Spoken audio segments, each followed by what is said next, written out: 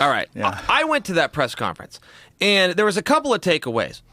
And this is all speculative, but this doesn't make John innocent at all. Well, John's guilty. They've got the sample. It's guilty, but his actions were not that of a guilty man. Historically, guilty guys go bury their head in the sand. They try to outrun this thing. They get with their legal teams. They show up at the hearing. They hope for the worst, for the best. They get the worst, and they deal with it. John faced some music 12 hours later. He came through the hotel. His whole life's pulling apart right now. I imagine he didn't even sleep that night. He comes to the hotel with the fans. He comes into the media. PR 101 says you read a script that was written for you and you exit the stage. Instead, he read no script. He took every question asked of him, and that's just not what a guilty guy does. Now, I understand that he's guilty in terms of USADA, but what we care about is intent. Was he trying to get over on somebody? Was he trying to hide something? His actions would represent that he didn't. But here was the problem with the press conference, Joe. When you hold a press conference, you have one goal in mind, which is to win over the media and that they say nice things about you before you do go home and bury your head in the sand. Secondly, you want to break something. You want to get something out there to get ahead of the story. That's the whole reason you show up at these things. The only card that he had to play is, what did you test positive for? That was the only thing we didn't know. And they refused to reveal it. So that was a little bit weird. And where I was sitting, because I've been in John's spot, and here was the thing that happened with me. We're talking about John. This whole thing's going on with John based on a test that took place on June 16th.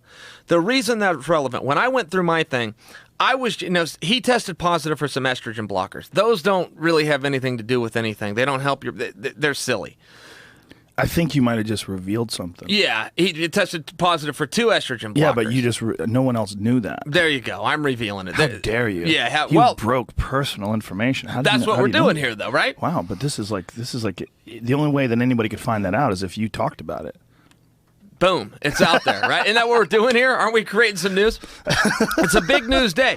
But estrogen blockers are usually when people are getting off of steroids. Right. When you're coming off a cycle. Yeah, and it's a blocker. You know, men don't want estrogen anyway, but it's a blocker. It's not going to... So as far as that substance goes, and that's all he's going to have to live with. He's not going to have to live with speculation. Explain how they work, like for someone who doesn't understand. All that an estrogen blocker will do, if you up your testosterone, then your estrogen just naturally ups. And guys don't want estrogen. So if you're a guy, you take a blocker that can block that, bring it to... You won't get, the man boobs. There you go. I'm trying to think of the word gasto. I can't. Bitch tits is all that comes to mind. I can't think of the word. We're close. Gynomastica. At any rate, it can stop some of those things. So that's the speculation. The reason that that's on the list is they find that that's a way they can catch you after the fact. Hey, if we missed you during the cycle, we can catch you here. Well, it's not just that. The reason why they take it after the cycle is because you get hypogonadism. Your body stops producing testosterone because you took exogenous testosterone. That's right. And so to restart it, they take this stuff.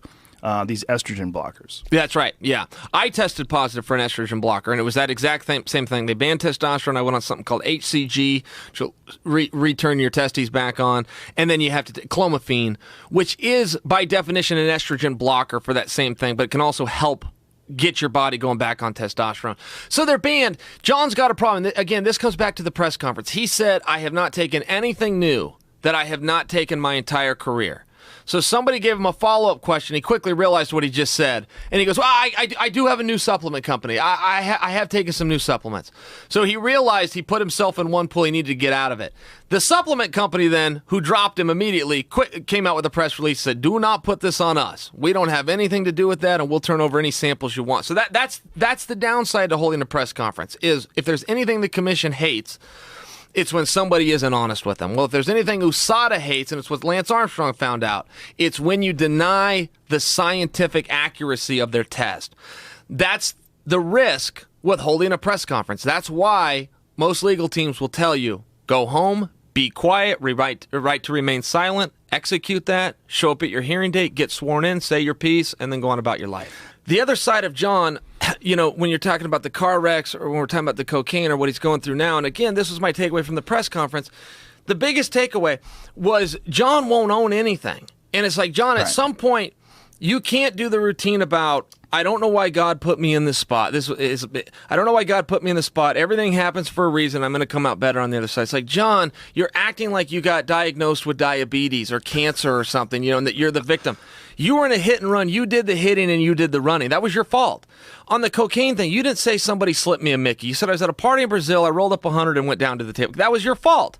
Now you're in a jam here for 2 banned substances, and you're still not taking response, and you think God's put you in this spot. It's like John said, you put yourself in this spot, and at some point, if you're the baddest dude in the world, and you are, you got to man up on these things. You got to man up and go, hey, I'm guilty, and how exactly it happened, I'm going to try to figure that out. What supplements would have testosterone blockers, or estrogen blockers, excuse me? None that I've ever heard of. And again... But if they boost testosterone, right? Estrogen blockers...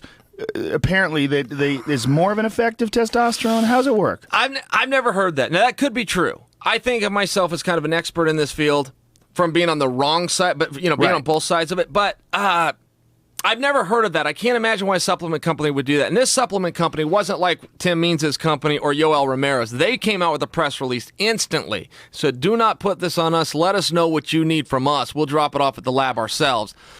They're only those 2 chemicals. They only exist like in a pharmaceutical world, right? Yeah, that's right. So it's not like it's a root or something, and you can okay. No, and then what exactly they got him for? I mean, that's still coming out. But that was one of the things. Again, to go back to the press conference, and I think John did more good than he did bad. I think it was kind of a good thing that he came out, he showed courage, he didn't read a script, he answered all the questions.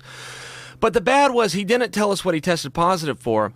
Right. And the bad news, now he's stuck with speculation. If he would have come out and told us exactly what it was, you and I wouldn't have to guess and go to the internet and speculate. Right. And speculate in rumors is what you don't need. Right. I don't know why he held that with understanding USADA's going to tell us. If But you I don't tell us, USADA I don't think they will. No, I don't. I think if they're going to charge him, and I think you're getting sued.